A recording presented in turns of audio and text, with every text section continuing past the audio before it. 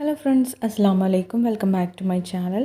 അപ്പോൾ ഇന്നത്തെ നമ്മുടെ പുതിയ വീഡിയോ കുക്കിംഗ് വീഡിയോ ഒന്നുമല്ല, നമ്മുടെ കുറച്ച് അടുക്കള ടിപ്പുകളും കുറച്ച് ട്രിക്കുകളും ഒക്കെ ആയിട്ടുള്ള ഒരു പുതിയ വീഡിയോ ആണ്. അപ്പോൾ വീഡിയോ എല്ലാവർക്കും ഇഷ്ടമാവുമെന്ന് വിചാരിക്കുന്നു.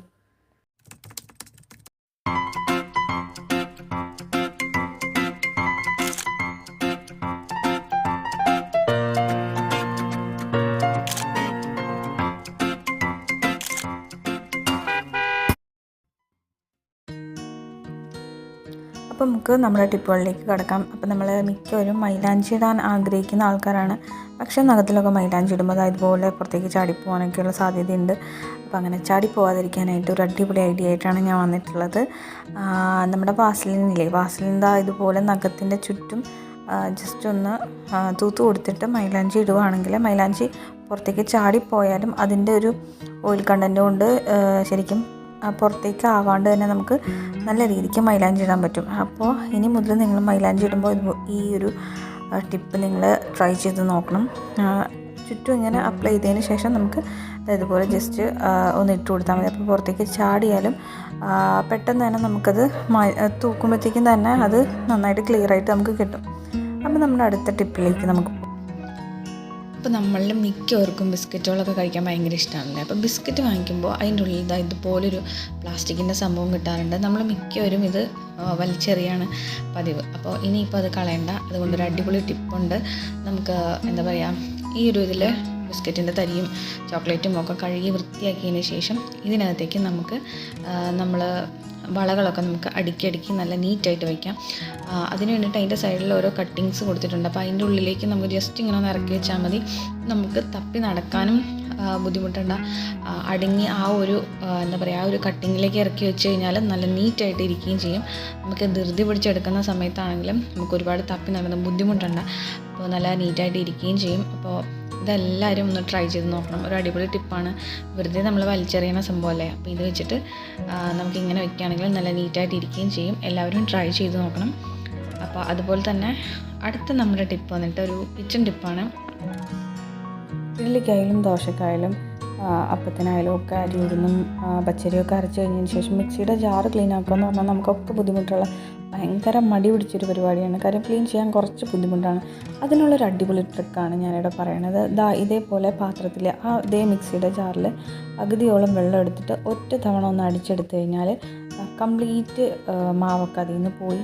ഇപ്പം തന്നെ കാണാമല്ലോ നിങ്ങൾക്ക്, മാവൊക്കെ പോയി നല്ല വൃത്തിയായിട്ടുണ്ടാവും. നമ്മൾ പിന്നെ എന്താ പറയുക, സ്ക്രബ്ബർ വെച്ചിട്ടൊന്നും നന്നായിട്ട് ഉരച്ച് കഴുകേണ്ട ആവശ്യമൊന്നുമില്ല. ജസ്റ്റ് ഒന്ന് പൈപ്പിലെ വെള്ളത്തിൽ തന്നെ കാണിച്ച് ഒന്ന് ജസ്റ്റ് 2-3 വട്ടം ചുരിച്ച് കഴിയുമ്പോൾ തന്നെ അത് നല്ല രീതിയിൽ നീറ്റായിട്ട് വൃത്തിയായിട്ട് എന്താ പറയുക, അഴുക്കൊക്കെ പോയി വരാറുണ്ട്.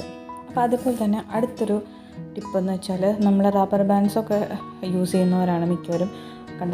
കുറച്ച് നാൾ കഴിയുമ്പോഴത്തേക്കും ഇതുപോലെ അത് ഇരുന്ന് പഴകിയിട്ട് തമ്മിൽ ഒട്ടിപ്പിടിക്കുകയും അത് വലിഞ്ഞ് പോവുകയും അങ്ങനെ ഉരുകിയതുപോലെയൊക്കെ ഇരിക്കുന്ന ഒരവസ്ഥ ഉണ്ടാവാറുണ്ട്. അതിനുള്ള ഒരു അടിപൊളി ടിപ്പാണ്. വളരെ സിമ്പിളായിട്ടുള്ള ടിപ്പാണ്, മിക്കവർക്കും അറിയാമായിരിക്കും. അപ്പോൾ ഇതിലേക്ക് നമ്മൾ യൂസ് ചെയ്യാത്ത പൗഡറുകളുണ്ടെങ്കിൽ അത് നമുക്ക് കുറച്ച് അതിലേക്ക് ഇട്ട് കൊടുക്കുകയാണെന്നുണ്ടെങ്കിൽ അത് തമ്മിൽ ഒട്ടാണ്ട് നല്ല എന്താ പറയുക, ഒന്നോടൊന്ന് ഒട്ടി നിൽക്കാണ്ട് വിട്ട് നിൽക്കും. അപ്പോൾ നമുക്ക് എടുക്കാനും എളുപ്പമുണ്ട്, കുറേ നാളിത് ലാസ്റ്റ് ചെയ്യുകയും ചെയ്യും. അപ്പോൾ ഈ ഒരു സിമ്പിൾ ടിപ്പ് നിങ്ങൾ എന്തായാലും ട്രൈ ചെയ്ത് നോക്കണം. എന്തായാലും വർക്കൗട്ട് ആവുന്ന ടിപ്പാണ്. എല്ലാവരും ട്രൈ ചെയ്ത് നോക്കട്ടോ. സിമ്പിളായിട്ടുള്ളൊരു ടിപ്പാണ്. അപ്പോൾ ഇത് നമ്മുടെ അടുത്തൊരു അടിപൊളി ടിപ്പാണ്. ഇതങ്ങനെ നിങ്ങൾ കണ്ടിട്ടുണ്ടോ എന്നെനിക്കറിയില്ല. അപ്പോൾ നമ്മൾ യൂസ് ചെയ്യാണ്ട് ഇതുപോലെ കിച്ചണിലെ വുഡൻ തവികളൊക്കെ നമ്മൾ യൂസ് ചെയ്യാണ്ട് വെച്ചിരിക്കുന്ന തവികളൊക്കെ കാണുമല്ലോ. എപ്പോഴും നമ്മൾ ഉപയോഗിക്കുന്ന തവികളൊക്കെ തന്നെ ആയിരിക്കും വീണ്ടും ഉപയോഗിച്ചുകൊണ്ടിരിക്കുന്നത്. അപ്പോൾ അതിങ്ങനെ ഉപയോഗിക്കാണ്ട് മാറ്റി വയ്ക്കുമ്പോഴത്തേക്കും ഇതുപോലെ പൂപ്പലൊക്കെ പിടിച്ച് പോകാറുണ്ട്. അങ്ങനെ പൂപ്പൽ പിടിച്ച് നാശമായി പോകാണ്ടിരിക്കാൻ വേണ്ടിയിട്ട് നമ്മൾ കഴുകി എടുക്കാണ്ടൊക്കെ ഇരിക്കുമ്പോൾ ഇതുപോലെ പൂപ്പലൊക്കെ പിടിച്ചിരിക്കുന്ന സമയത്ത് നമ്മൾ എന്തെങ്കിലും ഒരു ഓയിൽ, സൺഫ്ലവർ ഓയിലോ പാം ഓയിലോ വെളിച്ചെണ്ണയോ നെയ്യോ എന്തെങ്കിലും, എന്തായാലും വളരെ കുറച്ച് മാത്രം അപ്ലൈ ചെയ്താൽ മതി. ഇതിൽ കുറച്ച് എടുത്തപ്പോൾ ഓയിൽ അപ്ലൈ ചെയ്തപ്പോൾ കുറച്ച് കൂടിപ്പോയിട്ടുണ്ട്. അപ്പോൾ അത്രയധികം തേക്കണമെന്നില്ല, കുറേശ്ശെ ഇതും ഒന്ന് ജസ്റ്റ് എല്ലായിടും ഒന്ന് അപ്ലൈ ചെയ്ത് വെക്കുകയാണെന്നുണ്ടെങ്കിൽ നല്ല ഫ്രഷ് ആയിട്ടിരിക്കുകയും ചെയ്യും. അളവ് കൂടിപ്പോയി ഒരുപാട് ഓയിൽ കണ്ടൻറ്റ് ആയിക്കഴിഞ്ഞാൽ മാറ്റി വയ്ക്കുമ്പോഴത്തേക്ക് ഉറുമ്പ് വന്ന് നാശാവാൻ സാധ്യതയുണ്ട്. അപ്പോൾ ഒരു ലേശം, ഒരുപാട് അളവിലൊന്നും വേണ്ട, ലേശം ഇതുപോലെ എല്ലായിടവും ഒന്ന് അപ്ലൈ ചെയ്ത് ജസ്റ്റ് ഒന്ന് ടച്ച് ചെയ്ത് വിടുകയാണെന്നുണ്ടെങ്കിൽ പോളിഷ് ചെയ്ത പോലെ നല്ല ഫ്രഷ് ആയിട്ടിരിക്കും. പൂപ്പലൊന്നും പിടിച്ച് നാശമായി പോകില്ല. അപ്പോൾ എപ്പോഴും ഇനിയിപ്പോൾ ഉപയോഗിക്കാണ്ട് മാറ്റി വെച്ച് ഇങ്ങനെ പൂപ്പൽ പിടിച്ചിരിക്കുന്ന തവികളുണ്ടെങ്കിൽ എല്ലാവരും ഈ ടിപ്പൊന്ന് ട്രൈ ചെയ്ത് നോക്കണം. നിങ്ങൾക്ക് എല്ലാവർക്കും ഇഷ്ടമാകും. നമുക്ക് അടുത്ത ടിപ്പിലേക്ക് പോകട്ടോ. അപ്പോൾ നമ്മുടെ അടുത്ത ടിപ്പ് വന്നിട്ട് എല്ലാവർക്കും വളരെയധികം യൂസ്ഫുള്ളാകുന്ന വളരെ സിമ്പിളായിട്ട് നമുക്ക് ചെയ്യാൻ പറ്റുന്ന ഒരു ടിപ്പാണ്. ഇപ്പോൾ യൂട്യൂബിലൊക്കെ സെർച്ച് ചെയ്താലും ഒരുപാട് വീഡിയോസ് നമുക്ക് കാണാൻ പറ്റും. കറിവേപ്പില എങ്ങനെ മാസങ്ങളോളം കേടുകൂടാണ്ട് വയ്ക്കാൻ പറ്റും, വർഷങ്ങളോളം എങ്ങനെ ഫ്രിഡ്ജിൽ സൂക്ഷിക്കാൻ പറ്റും, അങ്ങനെയൊക്കെയുള്ള വീഡിയോസ് ഒരുപാട് നമ്മൾ കാണാറുണ്ട്. അപ്പോൾ മാസങ്ങളോളം വർഷങ്ങളോളം വെക്കുന്നതിനേക്കാൾ ഉപരി നമ്മൾ അപ്പോൾ കറിയിൽ കറിക്ക് ആവശ്യമായിട്ടുള്ളത് നമ്മൾ അപ്പോൾ ഫ്രിഡ്ജ് തുറന്ന് ഇങ്ങനെ ഇടയ്ക്കിടയ്ക്ക് എടുക്കുമ്പോൾ നല്ലൊരു കറണ്ട് ചാർജ് ആവുന്നുണ്ട്. അപ്പോൾ കറിവേപ്പൊക്കെ ഒരുപാട് ഉള്ള വീടുകളിലാണെങ്കിൽ ഇങ്ങനെ ഒരുപാട് ദിവസത്തേക്ക് സൂക്ഷിച്ച് വെക്കേണ്ട ആവശ്യം വരുന്നില്ല. അപ്പം നമുക്ക് ഇതുപോലെ കുറച്ച് മല്ലിയില അല്ലെങ്കിൽ കുറച്ച് കറിവേപ്പിലൊക്കെയാണ് നമുക്കിപ്പോൾ കടയിൽ നിന്ന് കിട്ടുന്നതെന്നുണ്ടെങ്കിൽ നമുക്ക് അത് ഒരുപാട് നാളത്തേക്ക് സൂക്ഷിച്ച് വെക്കേണ്ട ആവശ്യം ഇല്ല. അപ്പോൾ നമ്മൾ ചെയ്യാൻ പറ്റണ ഒരു സിമ്പിൾ ടിപ്പാണ്. നമ്മൾ ഉപയോഗിച്ച് ഈ ഒരു എമൗണ്ട് തീരുന്നിടം വരെ നമുക്ക് ഫ്രഷ് ആയിട്ട് യൂസ് ചെയ്യാൻ വേണ്ടിയിട്ട് നമുക്ക് 2 ഗ്ലാസ്സിൽ ഇതുപോലെ കുറച്ച് വെള്ളം എടുത്തിട്ട് ആ വെള്ളത്തിൽ ഇതുപോലെ തണ്ടാക്കി ഇറക്കി വെച്ച് കഴിഞ്ഞാൽ അത് തീരണ വരെ നമുക്ക് ഫ്രഷ് ആയിട്ട് തന്നെ കറിവേപ്പിലൊക്കെ യൂസ് ചെയ്യാൻ പറ്റും. ഇപ്പോൾ നമ്മൾ കൊണ്ടുവന്നപ്പോൾ നല്ല വാടിയിട്ട് ഉള്ള ഇലയാണ്. ഇപ്പോൾ പിറ്റേ ദിവസം ആയപ്പോഴത്തേക്കും നല്ല ഫ്രഷ് ആയിട്ട് മല്ലിയിലയും കറിവേപ്പില ഇരിക്കണുണ്ടോ. തീരണ വരെ നമുക്കിതിന് ഫ്രഷ് ആയിട്ട് നമുക്ക് മരത്തിൽ നിന്ന് പിച്ചെടുക്കണ പോലെ തന്നെ ഫ്രഷ് ആയിട്ട് നമുക്ക് കറികളിൽ യൂസ് ചെയ്യാൻ പറ്റും. അപ്പോൾ കറണ്ട് ബില്ല് നല്ലൊരു എമൗണ്ട് ലാഭിക്കാൻ പറ്റും. അപ്പോൾ ഇനി അടുത്ത ടിപ്പ് എന്താണെന്ന് നമുക്ക് നോക്കാം. അടുത്ത് വളരെ സിമ്പിളായിട്ട് ചെയ്യാൻ പറ്റുന്ന ഒരു ടിപ്പാണ്. അതിന് വേണ്ടിയിട്ട് നമുക്ക് വേണ്ടത് ഓറഞ്ച് പീലാണ്.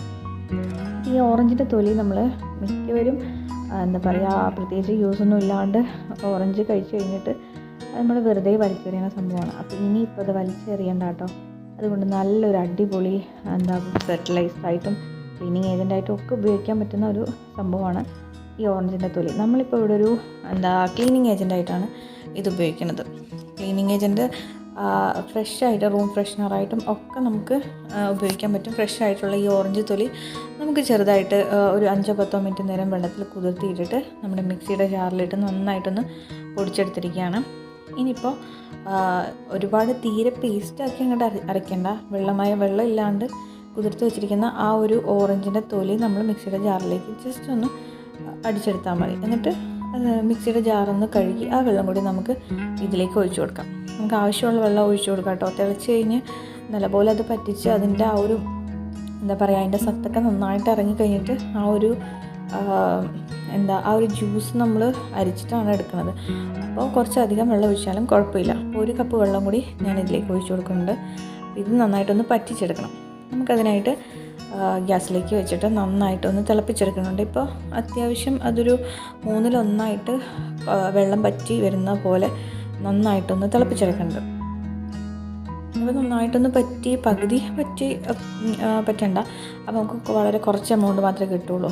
അപ്പോൾ ഒരു 1/3 പറ്റി കഴിഞ്ഞതിന് ശേഷം നമ്മളതിലേക്ക് ചേർക്കുന്നത് 1 സ്പൂൺ സോഡാപ്പൊടിയാണ്. 1 സ്പൂൺ സോഡാപ്പൊടിയും കൂടി ഇട്ട് ഒന്ന് നന്നായിട്ട് തിളച്ച് കഴിയുമ്പോഴത്തേക്കും നമുക്ക് ഫ്ലെയിം ഓഫ് ചെയ്യാം. ഫ്ലെയിം ഓഫ് ചെയ്ത് കഴിഞ്ഞതിന് ശേഷം നമുക്ക് ഇതിനകത്തേക്ക് ചേർക്കേണ്ടത് നമ്മുടെ എല്ലാവരുടെയും അടുക്കളയിൽ കാണുന്നൊരു സംഭവമാണ് സിന്തറ്റിക് വിനീഗർ.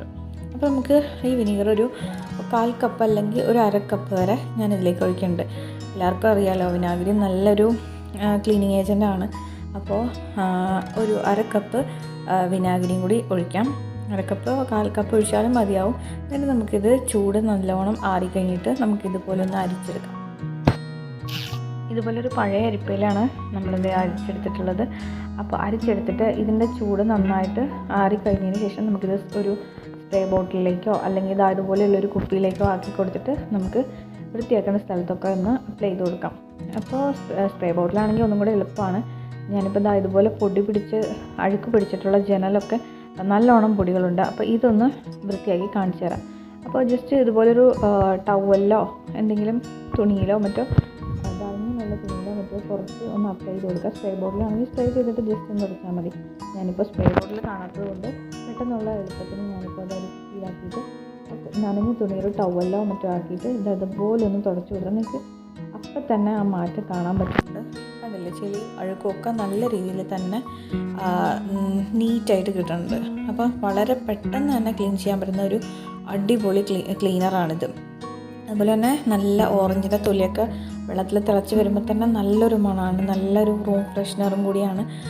ഇത് അടിച്ച് കഴിഞ്ഞാൽ വിനാഗിരിയൊക്കെ ഉള്ളതുകൊണ്ട് പാറ്റയും പല്ലിയും ഉറുമ്പുമൊക്കെ ചത്തു പോവുകയും ചെയ്യും. നല്ലൊരു അടിപൊളി സംഭവമാണ്, ക്ലീനിങ് ഏജൻറ്റാണ്. അപ്പോൾ എല്ലാവരും ഇതൊന്ന് ട്രൈ ചെയ്ത് നോക്കണം. സിമ്പിളായിട്ട് ചെയ്യാൻ പറ്റുന്ന ടിപ്പല്ലേ. എല്ലാവരും ഒന്ന് ട്രൈ ചെയ്ത് നോക്കാം. ഇഷ്ടമായെങ്കിൽ വീഡിയോ ലൈക്ക് ചെയ്യാനും ഷെയർ ചെയ്യാനും സബ്സ്ക്രൈബ് ചെയ്യാനും മറക്കരുത് കേട്ടോ.